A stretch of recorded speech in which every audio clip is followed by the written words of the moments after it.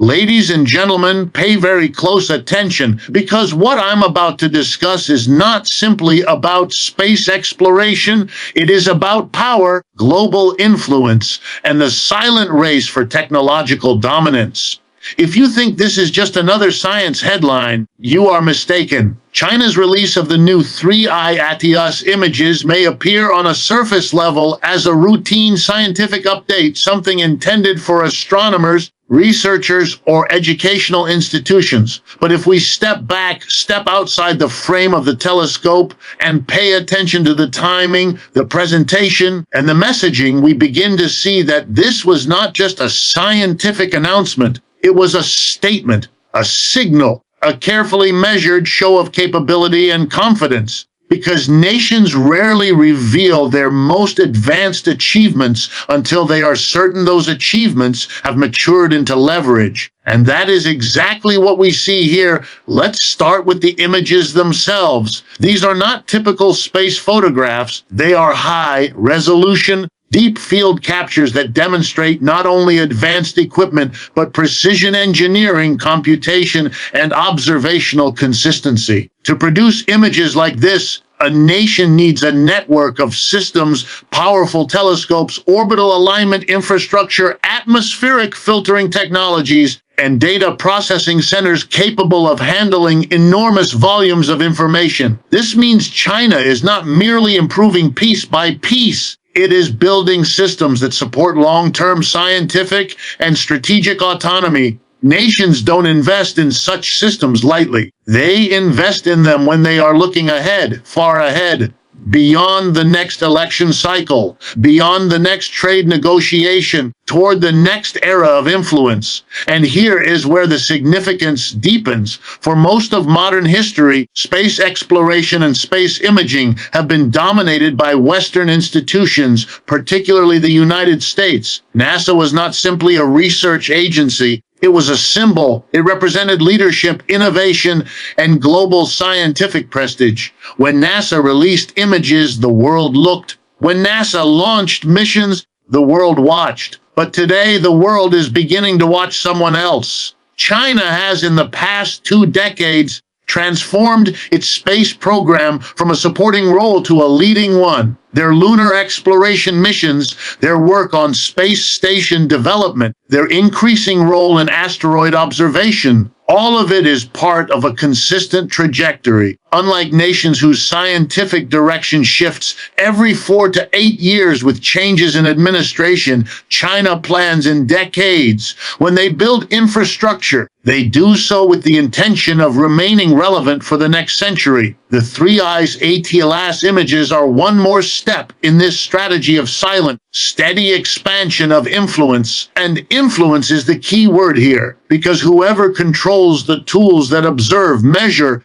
and map our universe also controls the narrative of discovery. Think about that carefully. The nation that demonstrates the ability to see the furthest, detect the earliest, and analyze the deepest can position itself as the authority, not just in science, but in global decision-making. If China can detect potential asteroid threats earlier than the United States, who do nations consult? If China can map deep space radiation patterns more accurately than Europe, who becomes the reference point for future space travel? Leadership in observation becomes leadership in planning. Leadership in planning becomes leadership in power. And there is another layer. Every advancement in space observation also carries military and defense implications. High-precision imaging equipment can be adapted for satellite surveillance. Data processing algorithms used for cosmic analysis can be redirected toward tracking aircraft, naval movement, or missile trajectories. The lines between science and defense are never clean. They blend, they overlap, they reinforce each other, which means the release of these images was not only scientific communication, it was geopolitical signaling. What makes this moment even more striking is the reaction, or rather the timing of reactions in other major space powers. The quiet replacement of NASA's Director General, occurring almost simultaneously, reveals that the United States is aware of what is happening. Leadership changes at high levels rarely happen without reason, and when they coincide with another nation making strategic gains, it suggests a recalibration, a recognition that the competition has shifted and the old assumptions of scientific dominance are no longer secure. So when China released these images, it wasn't just saying, "Look at what we found." It was saying, "We can see what you see. We can do what you do. We are not behind you. And perhaps, most importantly, we intend to lead."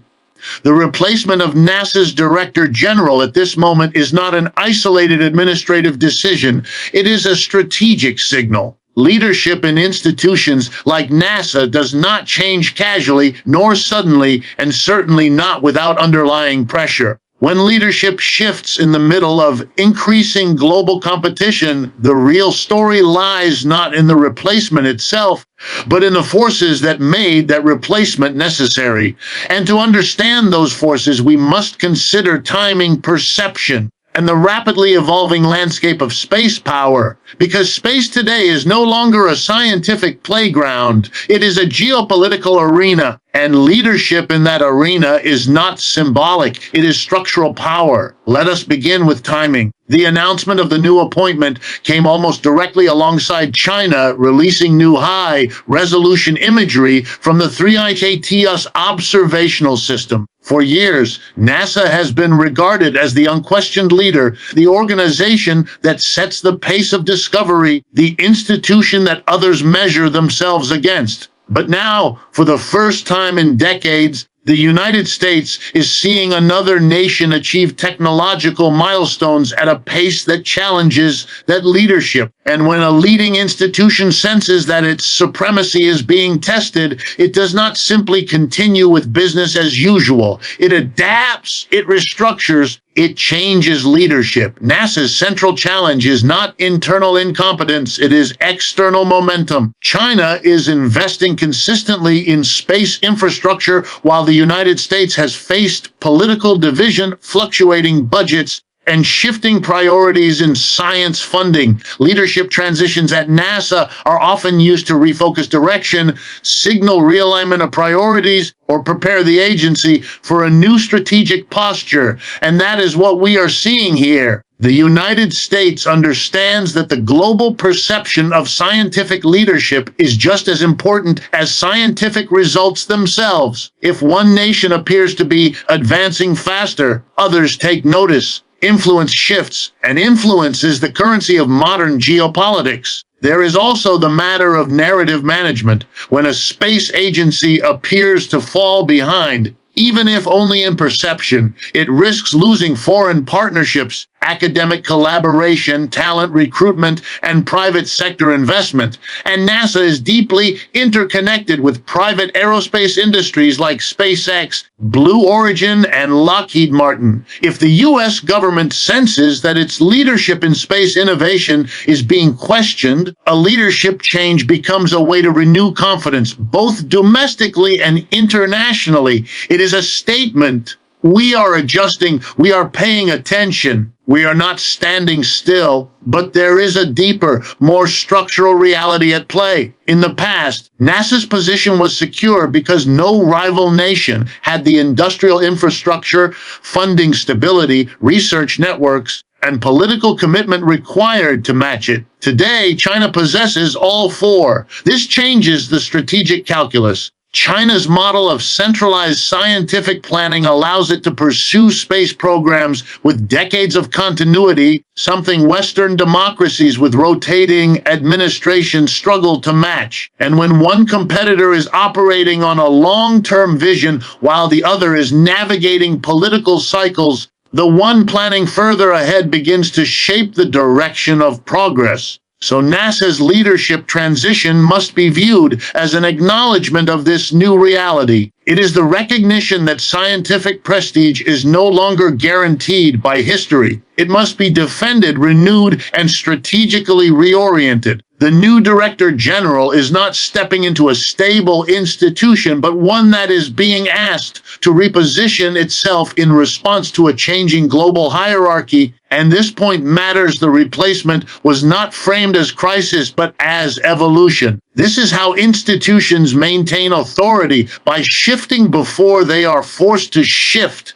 by signaling that they see what is happening and are prepared to act. Because in geopolitics, perception is power. To appear unaware is to concede. To adapt is to remain in the game. The real message being delivered is not to the public, but to other governments. The United States is preparing to intensify the space race. It is not stepping aside. It is not surrendering leadership. It is recalibrating. And the quiet, strategic tone of this leadership shift suggests one more thing. The competition in space is no longer distant or symbolic. It is active, it is immediate, and the world is now watching who accelerates faster. Space today is no longer simply a realm of discovery, curiosity, or scientific wonder. It has become the newest and most strategic arena of global power, where nations do not fight with soldiers, but with satellites, data networks, and orbital positioning. The competition we are witnessing is not taking place on the ground, where treaties are negotiated,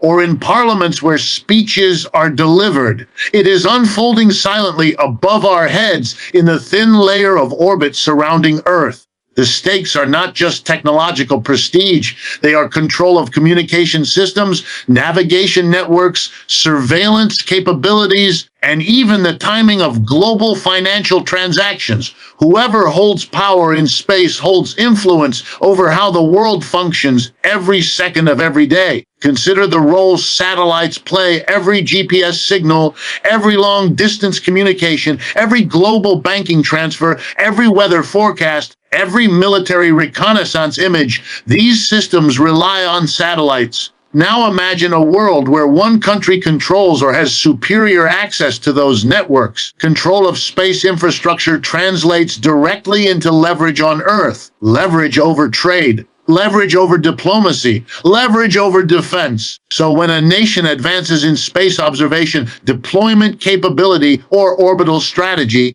it is not simply performing scientific research, it is expanding its strategic power. This is where the quiet intensity of the current global race becomes clear. China has been steadily expanding its satellite networks, deep space detection capabilities, and orbital presence. Meanwhile, the United States has long relied on its legacy leadership position.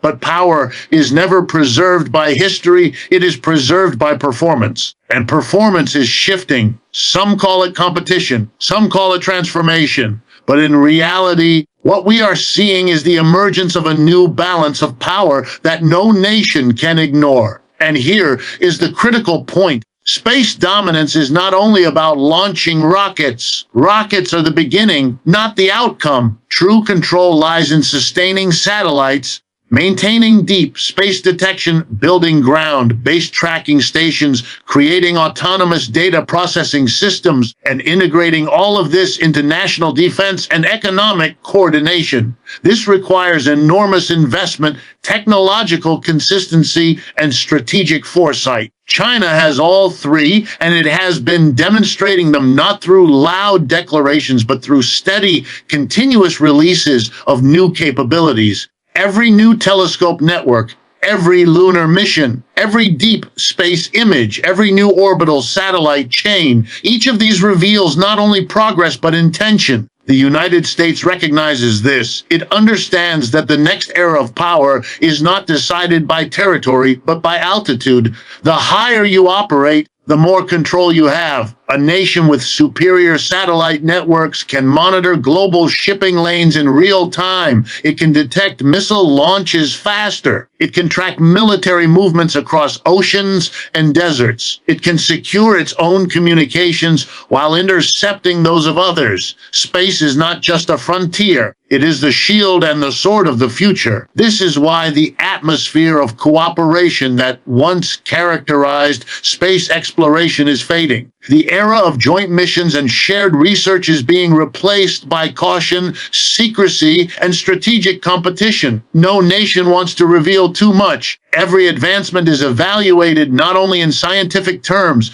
but in strategic ones. The three IATLS images released by China were not only a scientific accomplishment, they were a message, a demonstration of clarity, a demonstration of reach, a demonstration of technological maturity. And there is a reason that message matters now more than ever. Nations are preparing not for open conflict, but for strategic positioning. The next major global power shift will not be decided by ground armies or naval fleets. It will be decided by who can see further, respond faster, communicate securely, and control the information chains that shape global reality. Space is the new ocean. Satellites are the new ships. Data is the new fuel, and nations are racing not to explore, but to command. What we are witnessing is not just competition. It is the beginning of a restructuring of global power taking place quietly above the clouds, where most people never look.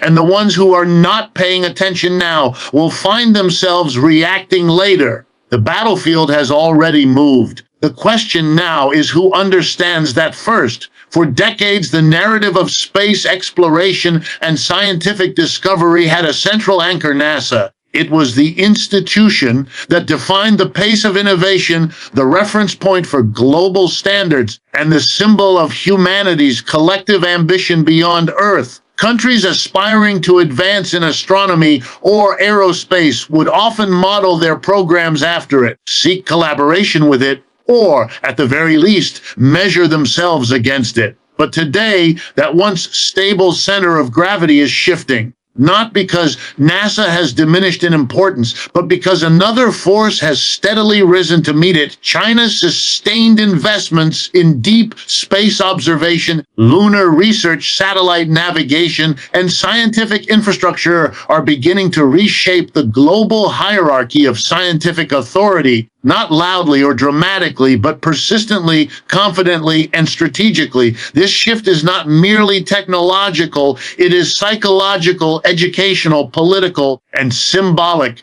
When a nation becomes a leader in scientific discovery, it does not only gain access to new knowledge, it gains the ability to define knowledge. It sets the discourse. It influences textbooks, research agendas, global collaborations, and the intellectual aspirations of the next generation. When young students across the world say, "I want to work in space science," the institution they imagine joining reveals who holds cultural authority in that field. For a long time, that answer was automatic. Today, it is no longer guaranteed to be NASA. Increasingly, young scientists, engineers, and researchers are seeing opportunity, funding, direction, and purpose coming from Chinese institutions that are expanding, hiring, and building at an unprecedented pace. And this is where the shift becomes profound. Scientific authority is not only about who has the best technology.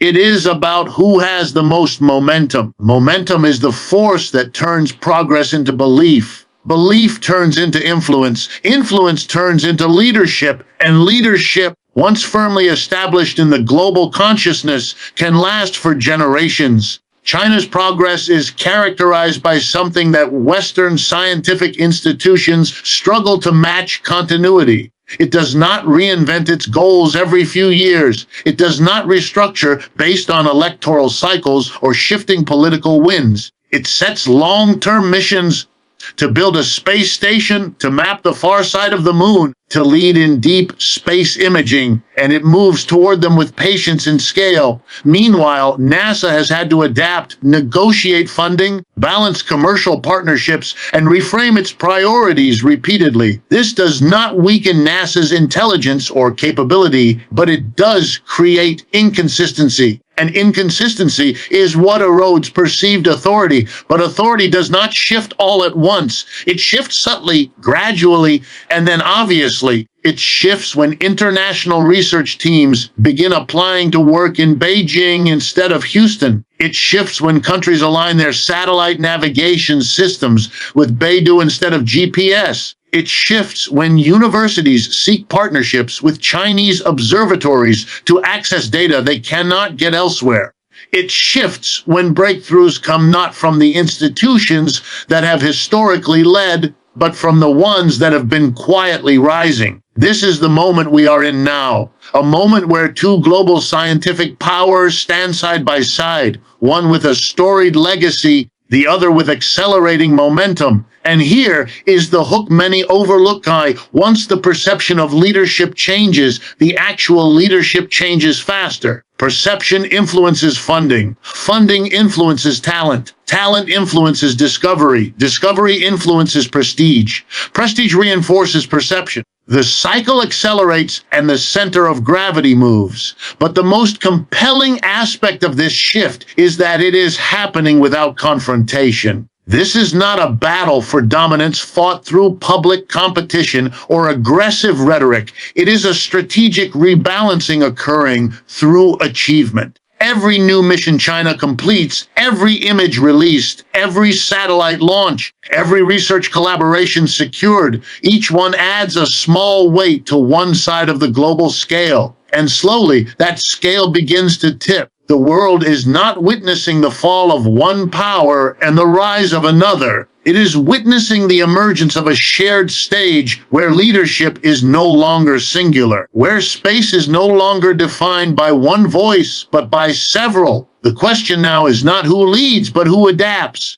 Because the future of scientific authority belongs to the nations that think farthest ahead and act with the patience to turn vision into reality.